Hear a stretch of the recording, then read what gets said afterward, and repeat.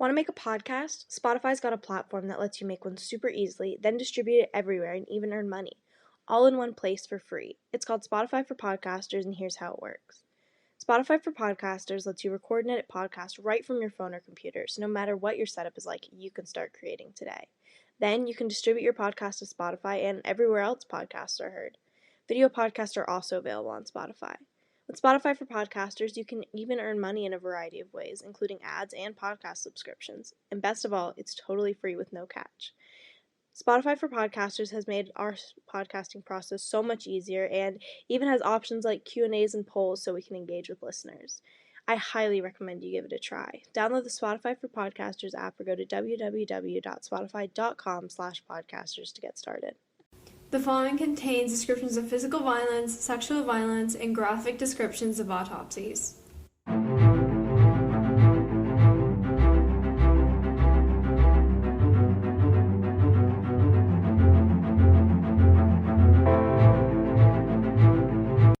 Hey listeners, welcome to episode 29 of TGIC Podcast. I'm Jillian. And I'm Izzy. And today we will be talking about a pretty interesting case, and that is the abduction of Jessica Guitierrez.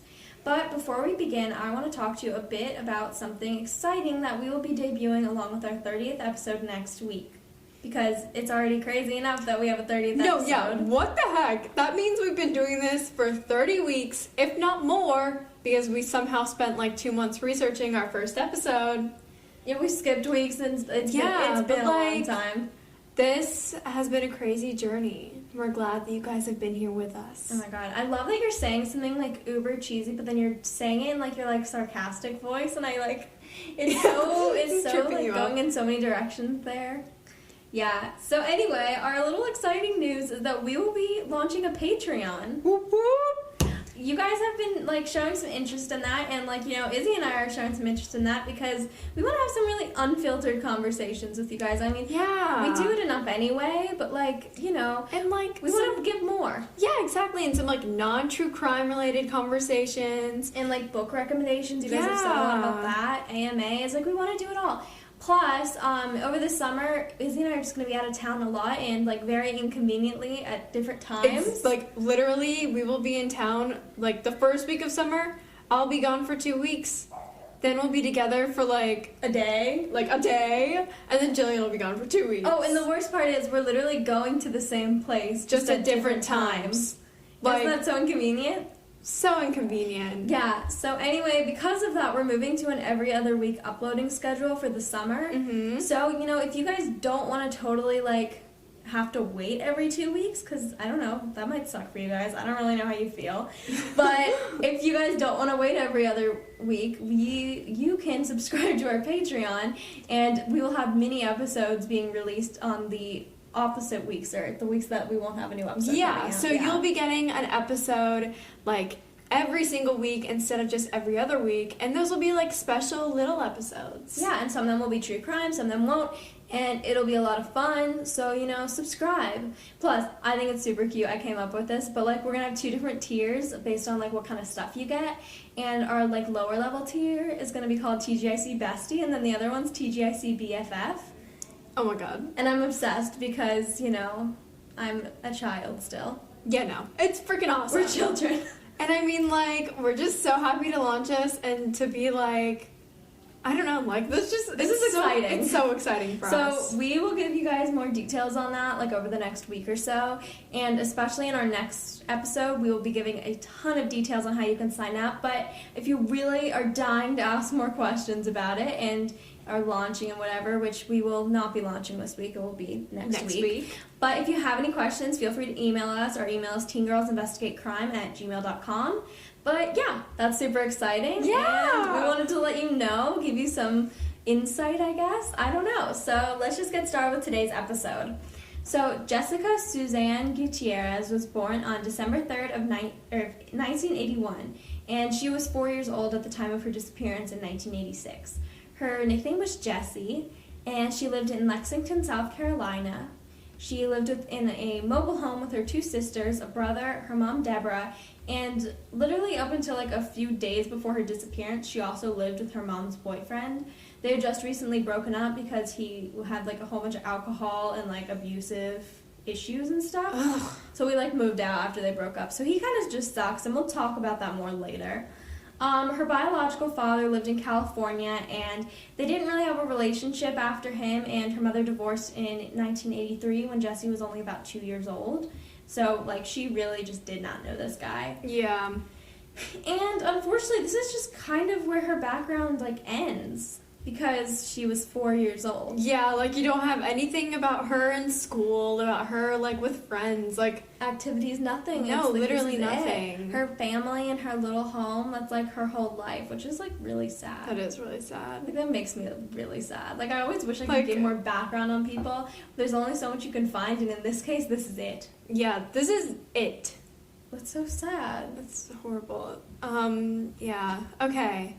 So I'm going to get into the timeline. So June 5th of 1986 was, like, the last full day that Jessie had with her family.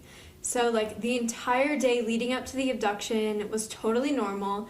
The family worked in the garden for a while outside of their mobile home, and then went inside. Did you just say mobile? Yeah, mobile. I didn't know people really said that. That's really cute.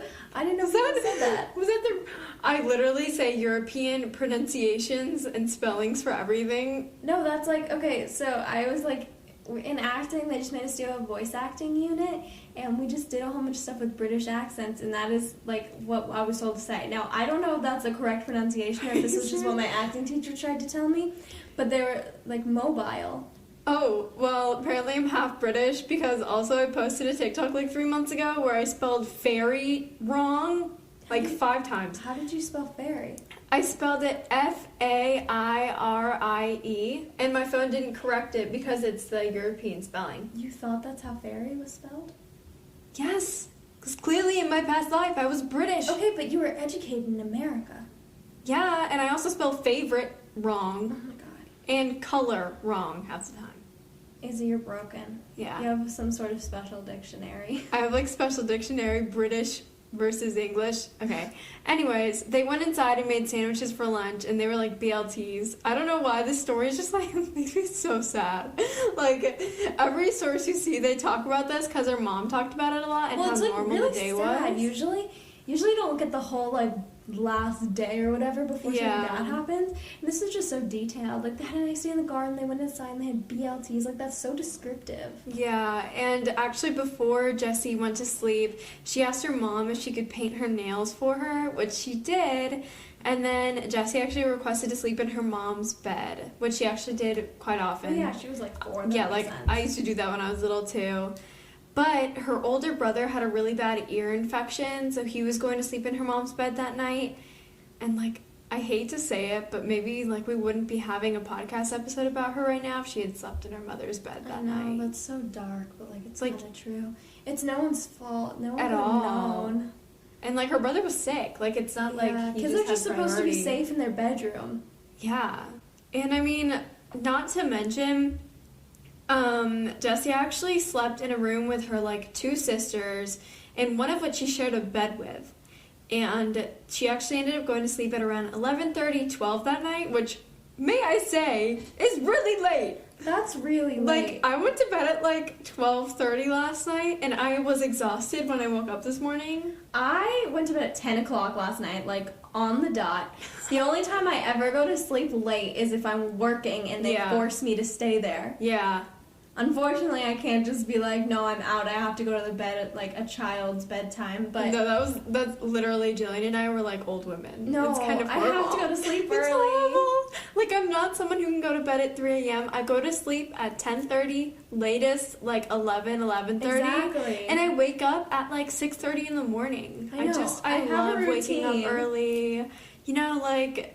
It's just the earth is so still in the mornings. Oh, jeez. You know what I mean? But I need to go to bed early. How is this girl going to bed at, like, almost midnight? And she's 4. When I was 4, I think I went to bed when it was still light outside. My bedtime was, like, 8.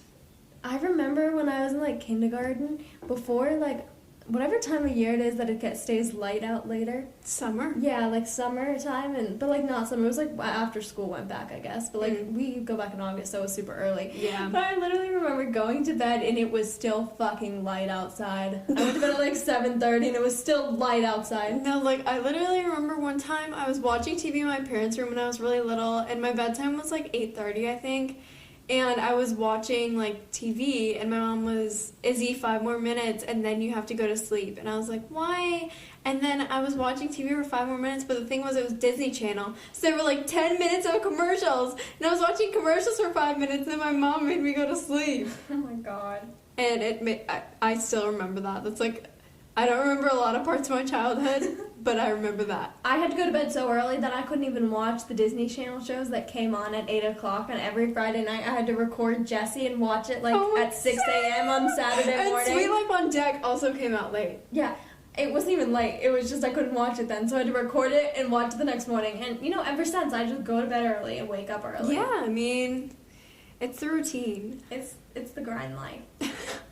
Anyways, in the few hours after she fell asleep, an unknown intruder... This is such a horrible transition. I'm so sorry. Yeah, really, we're just like, Disney Channel, An unknown intruder came into the Guitierrez home through the living room window and then went into the girl's bedroom and snatched little Jessie out of her bed. Oh my God. Yeah. And the other girl was in the bed with her. With her. I feel like I've heard another case that was so similar to this. No, same here. I can't quite remember what it was, but that a girl was like kidnapped out of her bed where her and her sister both slept. Yeah. Like, that's so dark. Also, how do you pick which one to take? You're just like, eeny, meeny, miny, No, I feel like that's like a legitimate question to ask. Do you go in there wanting one, or do you like, you get to pick now? There's 3 of them in there, and then there's 2 right there. Yeah, like... How do you pick? Whichever one was like closest to the window? Well, he came in through the living room. Oh. So, like... Ew, he was like walking around the house. Well, I mean, it was a mobile home, so it wasn't that big. Yeah, it wasn't but, that big. Still. Yeah. Ugh. And the next morning, which was June 6th, her mother awoke to Rebecca, like, screaming from the kitchen, asking for cereal. Oh. Such a mood. And when she, like, walked out to the living space, she was shocked to see her front door open, everything in disarray throughout the house. There were ripped curtains in the living room, and her daughter's bedroom was littered with papers, yet lacking her daughter, Jessie. But Rebecca just wanted some fucking cereal. Yeah, she wanted some cereal. She's like, hey, Mom, get out of bed, you lazy-ass bitch, and get me some cereal. And this was like 9 a.m. Like, oh my God. This is killing me a little bit. No, literally, like, her daughter was, like, yelling at her for cereal. Jesse's, like, not here, but, get me some fucking Cheerios this instant. This instant, right now. Like, you sleep with your sister in your bed. Like, how did... Okay, anyway. And she was the older sister. The older sister. And Deborah, like, was like, wait... where's my daughter? And was like running around the house, frantically searching for her. And when she couldn't find her anywhere, she asked Rebecca if she had seen anything. And her daughter responded, quote, "She's gone. The man with the magic hat and the beard took her last night." Santa Claus? Or like Gandalf. I don't fucking know. Who's Gandalf? Gandalf from Lord of the Rings. Oh, I've never seen those movies. Izzy's having a moment of silence because I've never seen those. Yeah. I don't know, like, literally our tastes are so different, like...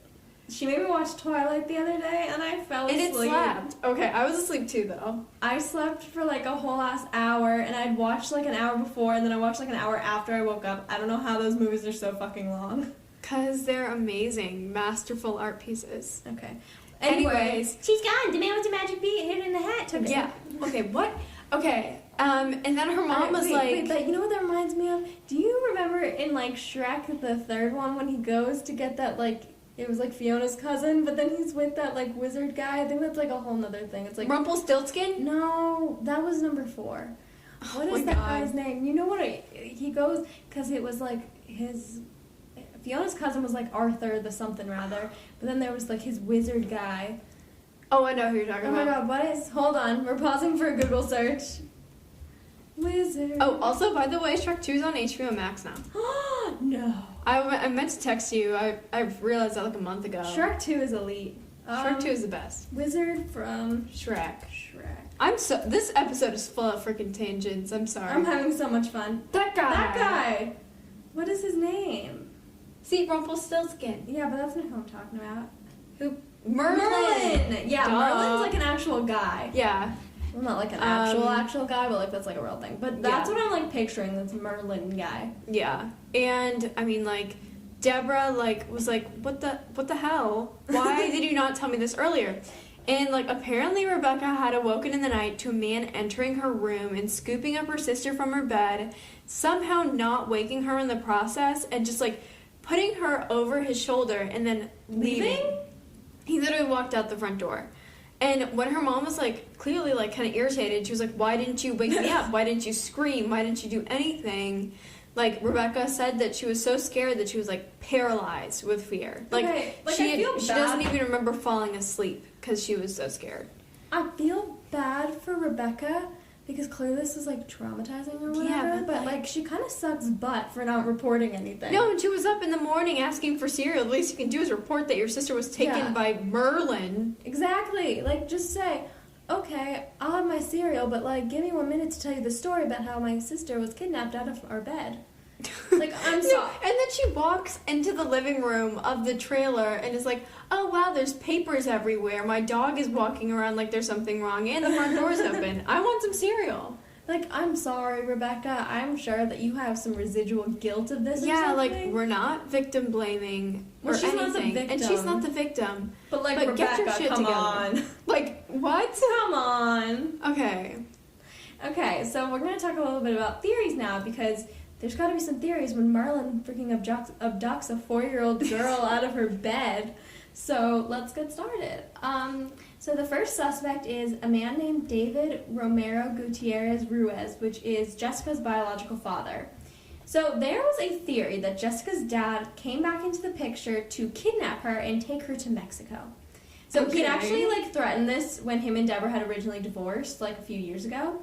And due to like the weird relationship between him and his ex-wife and like the kids and stuff, I'm like assuming that there was just other weird violent stuff and whatever, and like Yeah, so like him insinuations. hinting about like kidnapping Mm-hmm. is like not, I guess like that was like a thing at the time, so it kind of made sense as a theory. Yeah. However, he's been totally out of the picture ever since, and he just had no relationship with her, so like why would you come kidnap her? Yeah, exactly. And there, like, nothing that we know of had happened between him and Deborah and the time in between. So there's, like, no motive, really. Yeah, like he was just gone. Like he was pissed at the time, but like what was he gonna do now? Like he didn't even know this girl. Like, it was 2 years later, too. Exactly. So he also just lived across the country in California, and like I feel like it'd be pretty easy to find out if he was there at the time. Yeah. So like you could just figure that out.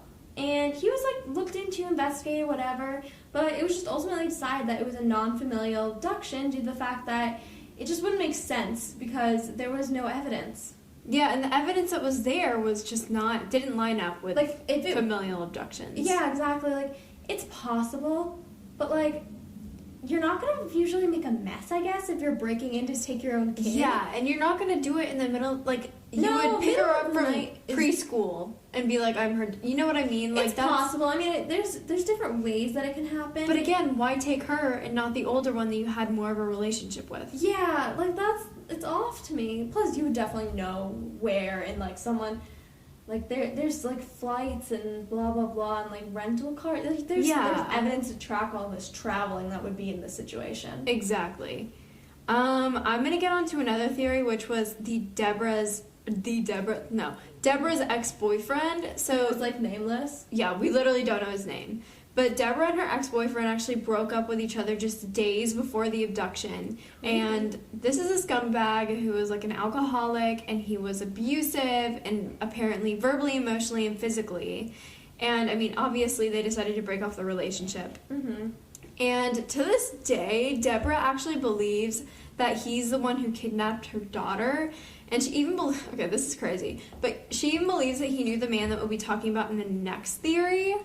And her ex denies this. However, she like is a firm believer that they had met before and carried out the abduction like in spite of her. Ooh, weird. And like honestly, I kind of get where the theory is coming from for multiple reasons. First off, her ex was abusive, and since she had broken off the relationship just like days prior to the disappearance, it's possible that the violence escalated and was more of an act of revenge, I guess. Mm-hmm. And secondly, you usually assume that it was a closer family member, especially if they have a motive, like in this case. Yeah, like if you can't prove that it was like a parent, then usually it's going to be someone who's like a close friend. Like, exactly. You always start closest to the victim. Yeah. In most cases, it is always someone that you know. Yeah. Which sucks. And however, like the police believe that it was more of a random act than like familial or relationship based. And I mean, the guy was a total doucher. Let's just be honest. Like, this guy sucked.